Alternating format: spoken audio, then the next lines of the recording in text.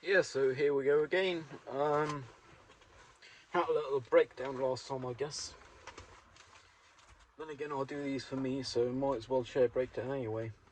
Uh, because that way I can shed the load. Well, share the load with the rest of the world. I'm not shedding it too because I'm still carrying some, but still, at least I'm sharing it. I'm at Film Club right now. Well, parked up for Film Club. Got a good parking spot. Nailed it.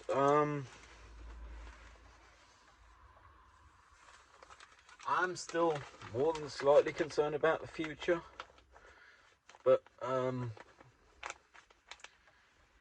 cross that bridge when we get there, I guess. I now got a diagnostic appointment for the car to confirm it's actually the DPF, and perhaps get a quote to change it because, surprise, I can't do it myself. I don't have a lift and I only have two hands and two arms, and they're attached to each other.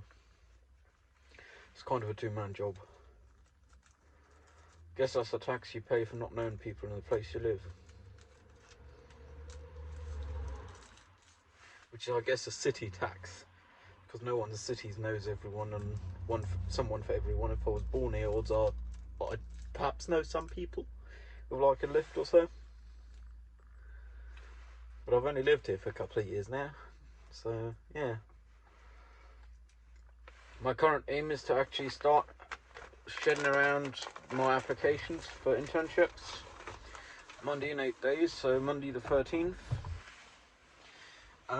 One thing I've been told by many people, but I'm still not going to do that way, is that I should just do quantity for applications. I am going to be set up to do a quantity of applications, but I am only going to do one at a time, like one or two per day. And I'll still deliver them in person just because. That is going to be not the standard. Then again, I am not standard, so yeah. Tomorrow I got the last every week coming up, assuming I stop at this square, which I am likely to because, surprise, it's the amount of fingers a normal human has to the power of the amount of fingers. No, not to the power 2, but still times the amount of normal fingers. And I really don't got the energy for doing it no more.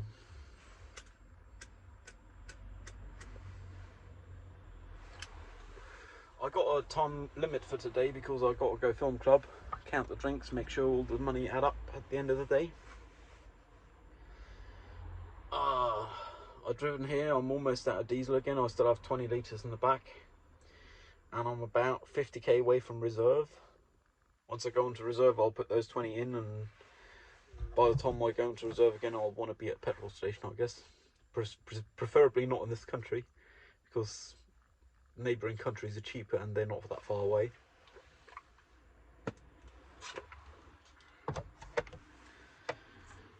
I've been trying to shift my sleep cycle recently, like to be a normal sleep cycle. DST changed. It didn't really affect me at all. Don't affect me at all.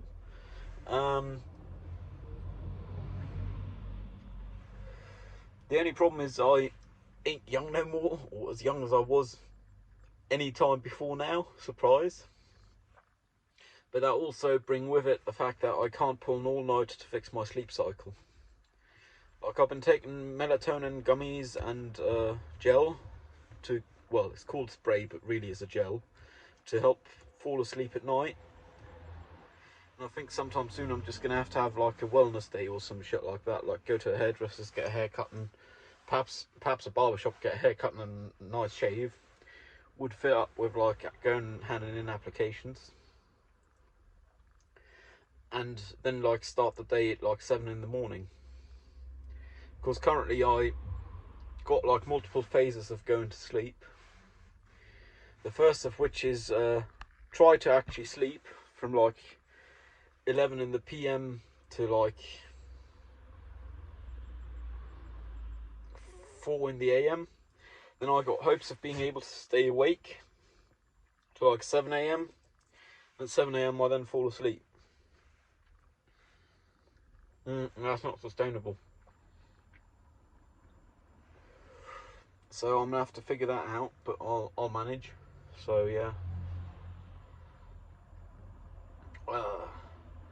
the check engine light keep annoying me, and I am going to have to, like, actually not reset the errors a couple of days before I got my appointment. Then again, my appointment is best part of a month away, 1 day short of a month, so longer than February away, because workshops are fairly popular, I guess. Helicopter. Wait for that to fly over. So I won't reset it like a couple of days before, but I'll still keep checking the errors, and I really like the aspect of resetting it, because that way if I got anything else with the engine, I've got a check engine light, and I know it's actually a check engine light, not just the DPF stuff. And I mean, if I were more a duck and dive kind of person, I'd probably find a workshop to delete it and get me through general inspections with a deleted one. But I've decided a while ago I'm categorically not going to do that, which means even if I got to sell something like my camera, for which I did get the blessing to sell, I am going to do it just because I don't want to be doing the duck and dive stuff, and if I had the DPF deleted, I couldn't get a general inspection anywhere. So, well, not anywhere. I'd have to go to specific places that are DPF delete friendly, which is not something I want to be doing. I want to be able to go to any general inspection place, to any TÜV, and pass it no problems. Then again, that might mean I can't afford the car. In other news, my sister have offered, and I am going to take her up on that offer if I get the opportunity to write to, like, BAföG-Amt, which is where I get my money for studying from, which is like the German student loan system, where you get like half gifted, half interest-free loan to cover your expenses while you're studying. And she have offered to write to them if I do end up doing like income with my internship or a mini job, and she's going to sort out the bureaucracy, which I find amazing because I couldn't. I mean, that's the reason I haven't for the past 2 years.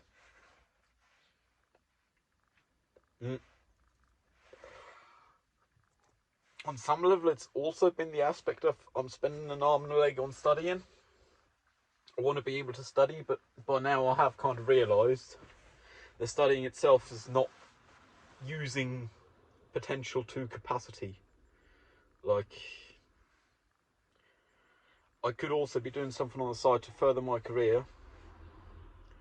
One thing with the internship application process I've noticed is I do have a fuck ton of references. Like, my earliest reference is starting 2010, when I was at the age of like 10 or 11, which is like I got a lot of really good references. Still, I am going to write up some more for other things I haven't had references with. I've already had one person agree to sign one after editing it, if I write it for them, for actual work I did, so I might as well, you know. I've written most of it, I just got to split up some sentences because apparently my sentences are too long.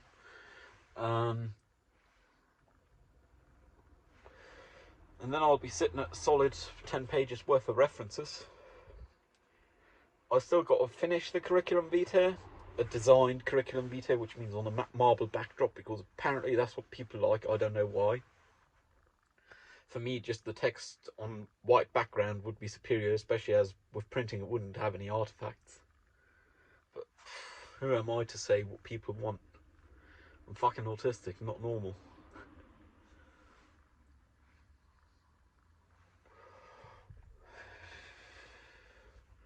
So, a couple of pages curriculum, cover letter, cover sheet. Realistically, my application PDFs will be about 15 pages each.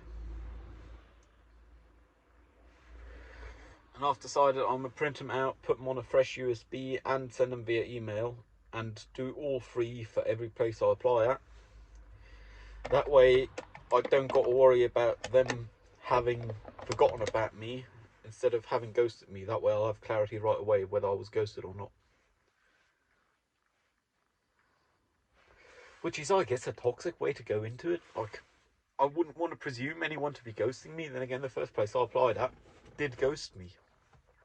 which I just think is really unprofessional because, surprise, I'm a fellow human. I have used my time to offer you my services.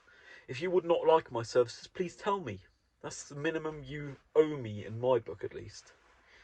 It's the same reason I wouldn't want to apply to 24 places, because if they take the time to vet me and perhaps consider offering me an internship position, I wouldn't then once get an offer say, or want to have to say, oh, sorry, but I got this other place and I've already taken the offer. Which is why I can't apply for multiple at once. Like, yeah, okay, I'll probably have multiple standing applications. But the moment I got an internship and I got a contract signed, I'll inform all the ones that haven't gotten back to me. I'm sorry to have wasted your time. I got another place already. Like, I don't see what's that hard about that. I mean, it takes time and effort. There's a minimum one owe other human beings, in my opinion.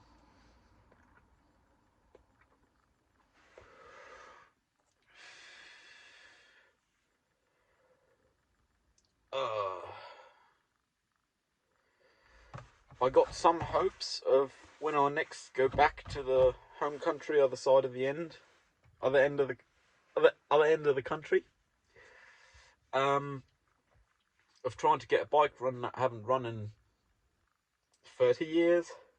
Good news is I do know it's not seized and it should have compression. Like, because I kicked it over a couple of years ago without sparks in it. I ain't got a license, but realistically getting it running don't mean having brakes, so anything. I just want to get the engine running and seeing if it works, which is like a pipe dream, I don't know. High hopes and all. But most it should take would be like a plug lead and a spark plug. And that's not including like using the fuel tank or so. It's using like an external fuel reservoir, like a bottle with some petrol in it. But that should work out really. Like, it shouldn't be that hard. I got high hopes of that for some reason. I guess it's just what I occupy my mind with when I'm not worried about doing bureaucracy, or worry about doing bureaucracy and not having done it. Like, that's the odd thing about the application process with the internship. The bureaucracy take time and effort off me if I do it or not. But sometimes I do not got enough energy to meet the threshold to do something for it. Which is like real sad. I guess that's just the way in which I'm human. I am not a machine. I don't know if I've introduced this before, but I do have a vape. I have had it for the best part of a year now. And I do also vape. Just because I've got most of the options of smoking. Like, I do roll-ups, I do actives. I smoke tobacco pipe. I vape. Though this is exclusive, no nicotine. I've never done nicotine with this stuff.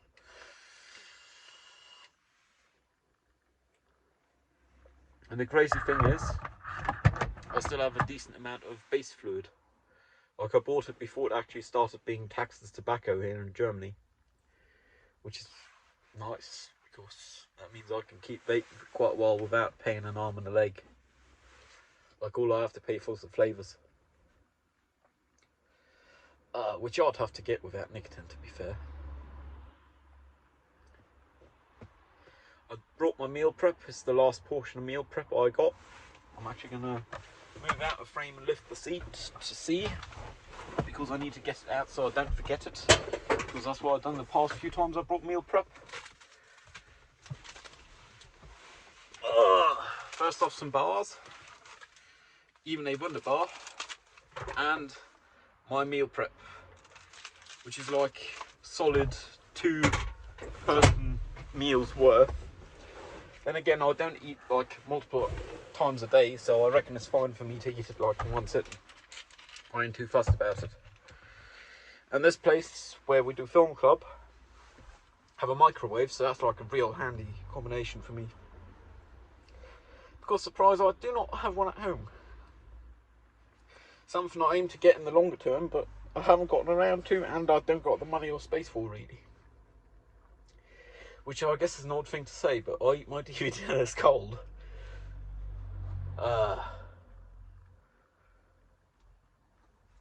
Yeah, it's funny how that works.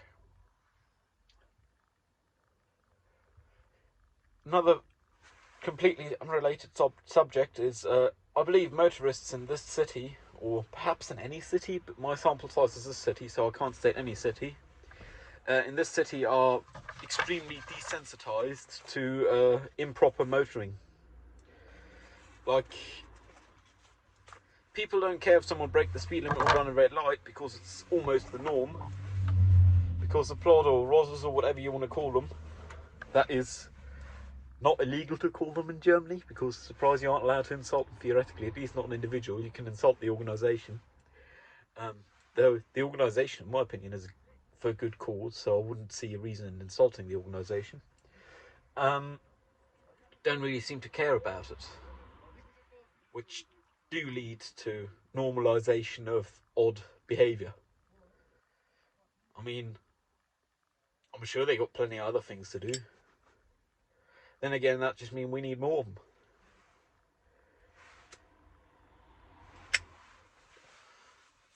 Like, if you guys educate me and put me in the top 30th percentile of income, I'd be happy to help you guys, you know. Then again, I am enough of a stickler to have actually today driven a detour to come here just to record on the camera that a place where many people think is a 30 speed limit is not a 30 speed limit, in case I ever get done there, because then I'll have it on video right away saying you can get to this place without a single 30 speed limit sign being visible, which means you cannot legally claim it to be a 30 speed limit, because surprise, people are supposed to be treated same no matter their background or where they come from, which can also be taken literally as in where they come from, which road they've taken to get where they are, to get where they were caught for speeding. Because it's not speeding. The speed limit is the national speed limit for within settlements, which is 50, not 30. But that's enough to, like, lose your license for a month if they get you, assuming no measuring tolerance. So realistically, it's just going to be a hefty fine, but I don't want to pay a hefty fine, so I'm all prepared with the video, I guess. And of course I wouldn't operate a camera while driving myself, so I used my permanently installed camera on the dash. And all I had to do was push a simple button on the dashboard, because that's how handy it works. I mean, what's the point of having a camera if you can't actuate it? The A button is certainly not too much to interface. I mean, to set the ventilation in the car, you need to turn up to 3 knobs and push a button, depending on what you want. So pushing a singular button is certainly not as bad. Then again, Teslas come with tablets. I believe I haven't told this anecdote here, and I'm running low on time, but I'll squeeze this one in. The other day I was driving down one of the major tourist roads here. In front of me was local reg, so I went too fast. But all of their brake lights weren't working besides one. They only had the right brake light work, not the centre one, not the left one. So when we got to a light that had just turned red and I knew I had enough time, I got out and told them, as one does. Well, as I do. Other people don't seem to.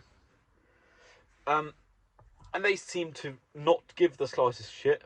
Additionally, where the speedometer lived in a car, they had their phone playing videos. Like, first off, they can't see their speedometer, which one noticed later because they were driving like 20 kilometers an hour where the speed limit's 50, where one can't overtake, which is like major petar. But they just didn't even seem to realise what I was trying to tell them with your brake light's not working. And I mean, I have this phrasing down pretty well by now, because I tell people like on a daily basis. Earlier today I told someone to my right, at a traffic light again, oh, your rear brake light's not working, right side. Just because, hell, people don't check their lights even though they should. I mean, I don't check them as much as I should. I can't tell with certainty my lights are working right now. Well, they aren't working right now because they're not on, but you get the point.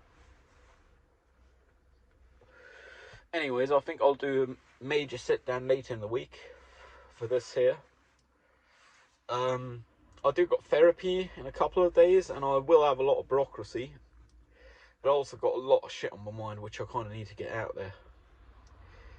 But I'm going to have to cut this here just because I got to go film club, make sure the drinks match up so we don't actually end up paying for drinks we never had. Hope you have not as many reasons to sit down and talk about shit like this as I do. Stay safe, I'll see you around. Cheerio.